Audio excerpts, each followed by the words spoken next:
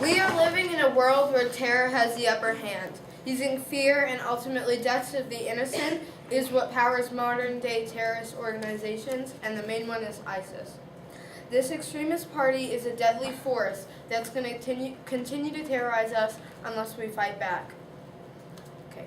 The United States Army is backed with the strongest, bravest, and most determined men and women our country has to offer, and they made us a promise that they'd ensure our safety. Ladies and gentlemen, thanks to ISIS, safety is something that is not currently within our reach. As this group becomes stronger, so does this. Okay, I have a lisp, and it's because the orthodontist said something, and if you can't understand me, then okay, yeah. As this group becomes stronger, so does both the severity and number of attacks. The IEP had recently depicted a graph with the following information. ISIS made its debut in 2012, much later than other groups like the Taliban. And while the growth rates of those terrorist organizations were somewhat gradual and linear, ISIS's numbers shot through the roofs within their first year. Their most recent attacks on Paris and Brussels were only a mere 4 months apart. According to a running count by CNN, the group has conducted or inspired over 70 terrorist attacks in 20 countries, not including Syria and Iraq. This major growth means unsafety in our lives. The only effective solution available to ensure our safety is to fight back with the U.S. military, along with other ultra-powerful countries in the world. Okay. We need those other countries because ISIS's attacks are only spreading in location. If we remove ISIS-inspired attacks from the picture, then they still have lots of other attacks. They have moved all over the Middle East, and they're continuing to terrorize more and more people. The group in question is very powerful, dangerous, and highly disciplined. Those traits go hand in hand with their intelligence and, most importantly, unpredictability. Although research makes it very evident that these attacks are occurring more and more often, they are still very unpredictable.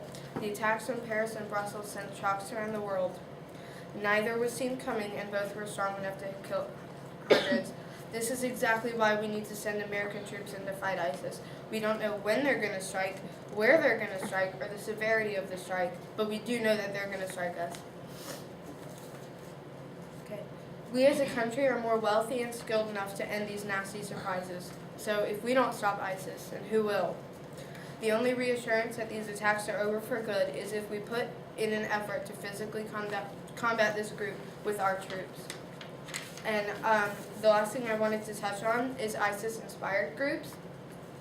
Inspiration should be a good thing, a light in the dark, but in this case, it's the opposite. The members find unsuspecting prey and convert them to believe in their beliefs, or sometimes people learn about ISIS's beliefs and want to believe in the same thing. So they go out and do their own attacks. So these people are spread all over the world, giving them a large canvas on which to spread fear and terror. Those attacks, this is where stories like San Bernardino come in. Those attacks were inspired and supported by ISIS, but not originating directly from the group. The majority of U.S. attacks fall into this category. And to end this, we need to go back to the root problem, which is ISIS. American troops need to be sent in to fight this dangerous force that will only continue to grow. Thank you.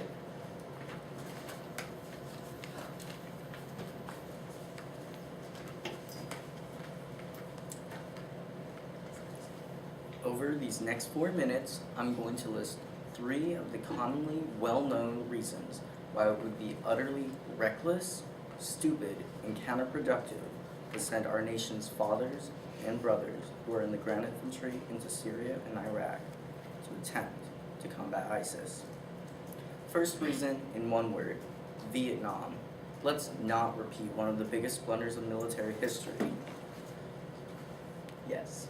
So you'd rather not send the troops to fight again and lose as many lives as we did in Vietnam, so you'd rather have that than ensure the safety of our country? It's not necessarily taking away the safety of our country. We do not live in Iraq. Thank you. It was nearly impossible to tell who we were supposed to be saving and who we were supposed to be fighting. we lost 60,000 American lives and the war. Plus, many people outside of the US already view us as a bully. If we insist on taking the route of disaster, it will just strengthen those feelings toward us. Second reason, in one word, Fallujah, a city about 50 miles outside of Baghdad. After our ground troops won it through many, many bloody battles, we eventually turned it over to the untrained local authorities so our military didn't have to stay there forever. What happened? The terrorists overran it again and took all our military weapons that we had left there. Any civilians who had helped us were killed. If we send troops over there now, we would just be going back into that cycle. The only way to stop it is if we decided to stay there forever with our ground troops. Is our goal to be a forever occupying force for permanent colonization? Is our real purpose to make it U.S. territory? If not, then the ground force strategy is reckless, and we create tension between our forces and the people we are trying to help. Third reason, in a phrase, human body shields.